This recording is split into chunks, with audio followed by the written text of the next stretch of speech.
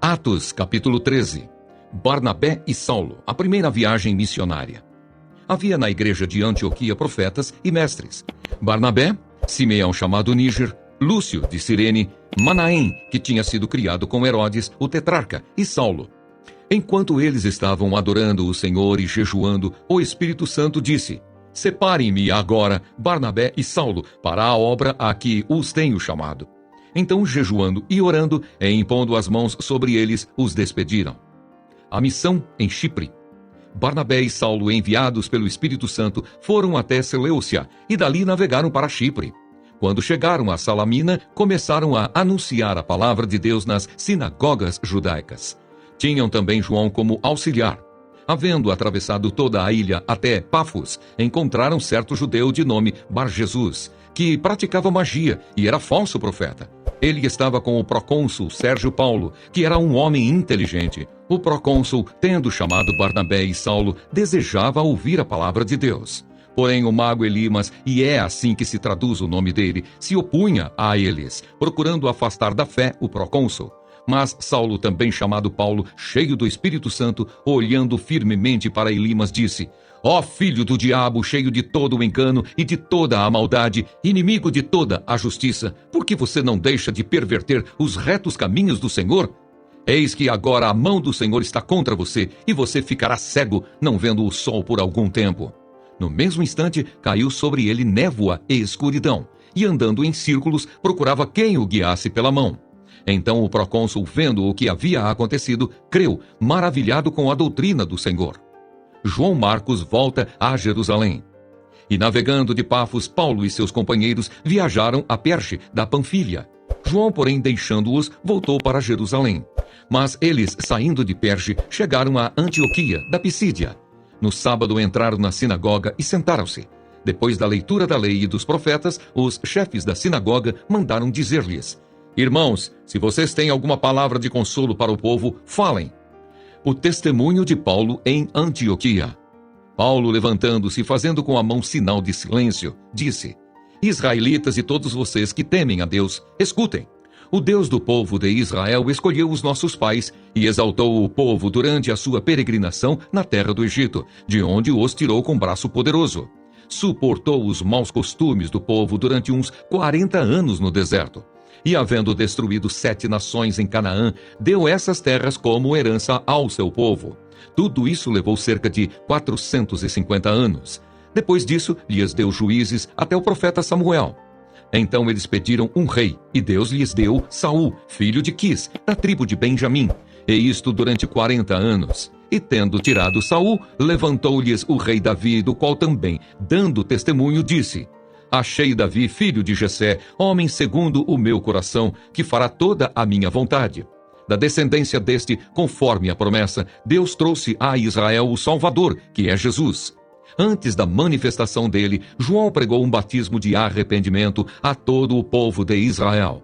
Quando João estava completando a sua carreira, disse: Quem vocês pensam que sou? Não sou aquele que vocês esperam, mas depois de mim vem aquele de cujos pés não sou digno de desamarrar as sandálias. Irmãos, descendência de Abraão e todos vocês que temem a Deus, a nós foi enviada a palavra desta salvação.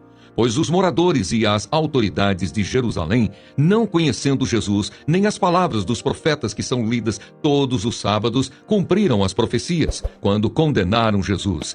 E embora não achassem nenhuma causa de morte, pediram a Pilatos que ele fosse morto. Depois de cumprirem tudo o que estava escrito a respeito dele, tirando-o do madeiro, puseram-no em um túmulo. Mas Deus o ressuscitou dentre os mortos, e durante muitos dias ele foi visto pelos que o tinham acompanhado da Galiléia para Jerusalém, os quais são agora as suas testemunhas diante do povo. E nós anunciamos a vocês o evangelho da promessa feita aos nossos pais, como Deus a cumpriu plenamente a nós, seus filhos, ressuscitando Jesus, como também está escrito no Salmo, número 2. Você é meu filho, hoje eu gerei você. E quanto ao fato de que o ressuscitaria dentre os mortos, para que jamais voltasse à corrupção, Deus o expressou desta maneira: E cumprirei a favor de vocês as santas e fiéis promessas feitas a Davi. Por isso também diz em outro salmo: não permitirás que o teu santo veja corrupção. Porque tendo Davi no seu tempo servido conforme o plano de Deus, morreu, foi sepultado ao lado de seus pais e viu corrupção. Porém, aquele a quem Deus ressuscitou não viu corrupção. Portanto, meus irmãos, saibam que é por meio de Jesus que a remissão dos pecados é anunciada a vocês. E por meio dele, todo o que crê é justificado de todas as coisas das quais vocês não puderam ser justificados pela lei de Moisés. Portanto, tenham cuidado para que não lhes aconteça o que os profetas disseram. Vejam, ó desprezadores, fiquem maravilhados e desapareçam, porque no tempo de vocês eu realizo obra tal que vocês não acreditarão se alguém lhes contar. Quando Paulo e Barnabé estavam saindo, as pessoas pediram que no sábado seguinte lhes falassem estas mesmas palavras. Terminada a reunião na sinagoga, muitos dos judeus e dos prosélitos piedosos seguiram Paulo e Barnabé, e estes, falando com eles, os persuadiam a continuar firmes na graça de Deus. No sábado seguinte, quase toda a cidade se reuniu para ouvir a palavra do Senhor. Mas os judeus, vendo as multidões, ficaram com muita inveja e, blasfemando, contradiziam o que Paulo falava. Então Paulo e Barnabé, falando ousadamente, disseram: era necessário pregar a palavra de Deus primeiro a vocês. Mas como vocês a rejeitam e se julgam indignos da vida eterna, eis que nós voltamos para os gentios, porque o Senhor assim nos determinou. Eu coloquei você como luz dos gentios, a fim de que você seja para a salvação até os confins da terra. Os gentios, ouvindo isto, se alegravam e glorificavam a palavra do Senhor, e creram todos os que haviam sido destinados para a vida eterna. E a palavra do Senhor se espalhou por toda aquela região. Mas os judeus instigaram as mulheres piedosas de alta posição e os principais da cidade e levantaram perseguição contra Paulo e Barnabé, expulsando-os do seu território. E estes, sacudindo contra eles o pó dos pés, foram para Icônio. Os discípulos, porém, estavam cheios de alegria e do Espírito Santo.